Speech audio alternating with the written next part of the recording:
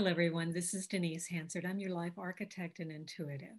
And today I want to continue our conversation about the energy in your life and talk about the people in your life that could potentially be draining your energy. I mean, our life is centered around relationships, from our family to our community to the world at large.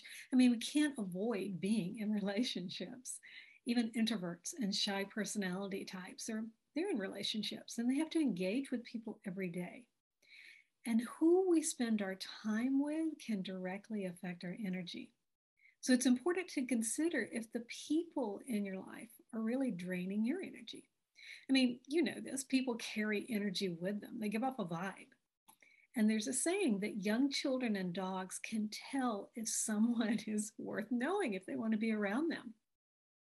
I mean, people have ways about them that make them easier or harder to be around, and their energy can directly affect the energy in the room or even the people in the room. I mean, you know this, you've felt it before, where a stranger can walk into a room and create a presence that can change the entire atmosphere.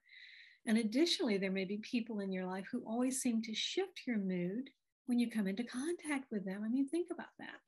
They don't do it intentionally. And without you trying to defend yourself, it really can change your thoughts, feelings, and behaviors just by being around them. And there's really more than one way that people drain someone else's energy. I mean, there's plenty of ways for someone to do that. Some are negative, some are neutral, and they all result in the same outcome. You feeling worn out and tired after just being around them. I mean, because think about it, negativity is draining.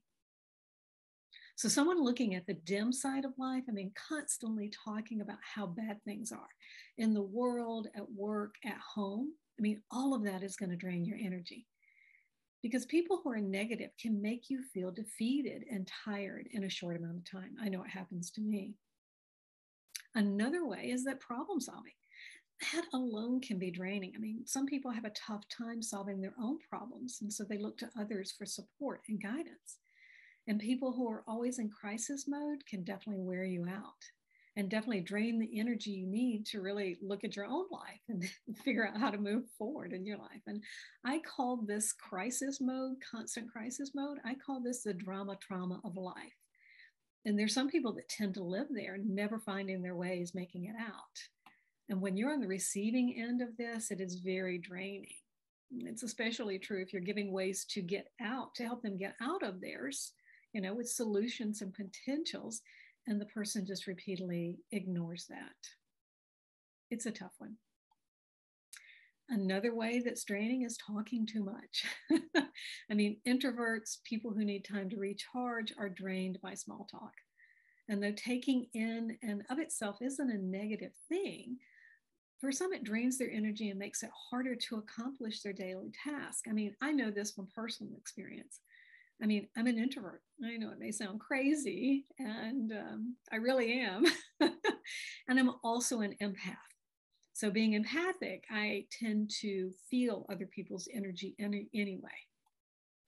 And I manage my own energy by doing a couple of different things. I make sure I'm always grounded, and I schedule my coaching time appropriately, because I know how many coaching calls I can do in a day before my energy really starts to wane. And I don't want that to happen, because that's really doing an injustice to those that I coach. So here's the bottom line. It's really important to remove yourself or to protect yourself from very, very draining people. I mean, under a lot of circumstances, you can avoid people who have a creepy vibe or otherwise give off a negative energy. And if you encounter someone in a bad mood, just politely disengage and then go and shake off that experience. Get it out of your own system. Recognize when someone's low energy is draining yours and exit. Get out of their presence. You know, say, hey, I've got something else I got to go do. I'll catch you later. Okay. And then move your body around so that you can get back your own positive energy. Shake off their negative energy, move yours around, take a walk, meditate, take a nap, whatever, and just get rid of theirs, because you've got to disengage from people in order to keep your stamina up. And it's okay to tap out, honestly. Now, it might be impossible to disengage from people entirely, which with what's happened in the last couple of years, we have seen that we don't want to do that, because that also is draining, is to not be around people. What you can do, though, is to limit the type and amount of draining people and experiences in your life. You want to really sit down and look at the types of people who tend to drain your energy, identify those, and then limit your exposure to them. That's going to go a long way to helping you generate and keep your energy levels higher.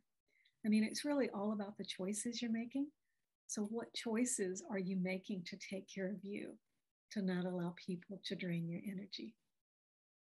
Thanks for being with me today. Please like, share, subscribe. I love giving these messages, and I can't wait to see you next time.